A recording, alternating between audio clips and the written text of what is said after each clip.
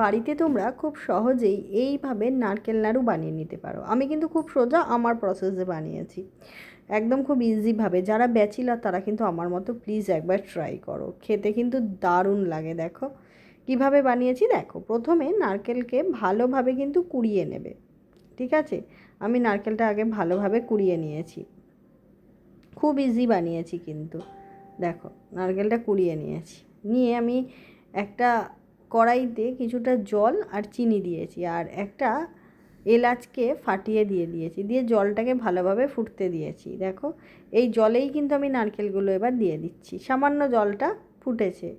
একটু অদ্ভুত লাগছে তো, কিন্তু একবার এইভাবে তোমরা ট্রাই করে দেখো, দারুণ লাগবে। খুব সহজেই এটা আমি বানিয়েছি। দিয়ে এটাকে ভালোভাবে আমি জলে মিশিয়ে নিচ্ছি। এবার আমি কিছুটা পরিমাণ আমুল দুধ দিয়ে দিচ্ছি। এই দুধটা দিয়েও তাহলে স্বাদটা কিন্তু বেশ ভালো লাগবে। এরকম চিনি দিয়ে নাড়ু আর এত সহজে তোমরা একবার জাস্ট ট্রাই করো, যদি ভালো না লাগে তাহলে বলো।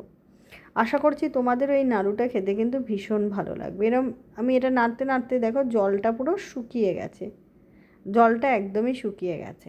দেখছো কত সুন্দর দেখতে হয়ে গেছে। এই দেখো কি সুন্দর লাল লালও হয়ে গেছে। দেখো জলটা কিন্তু ভালোভাবে শুকিয়ে জাস্ট এক কথায় নারকেলটাকে ভাজা ভাজা করে নেবে। দেখো এটা কত সহজে তৈরি করছি, শুধু তোমরা একবার দেখো। ভাজতে ভাজতে দেখো লাল লাল হয়ে গেছে, কালারটা একটু চেঞ্জ হওয়া পর্যন্ত কিন্তু ভেজে নেবে। দেখো আর একদম জলও নেই, দেখো কত সুন্দর হয়ে গেছে, দারুণ লাগছে দেখতে।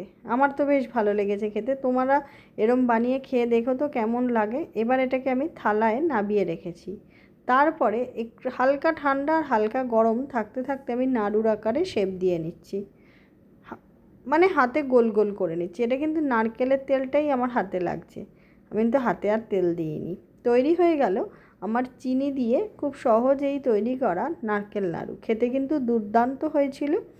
এটা তোমরা ফ্রিজে ঠান্ডা করেও রেখে দিতে পারো, আরও সুন্দর টেস্ট লাগবে এটার। তাহলে একবার অবশ্যই বাড়িতে ট্রাই করো এইভাবে নারকেল নাড়ু।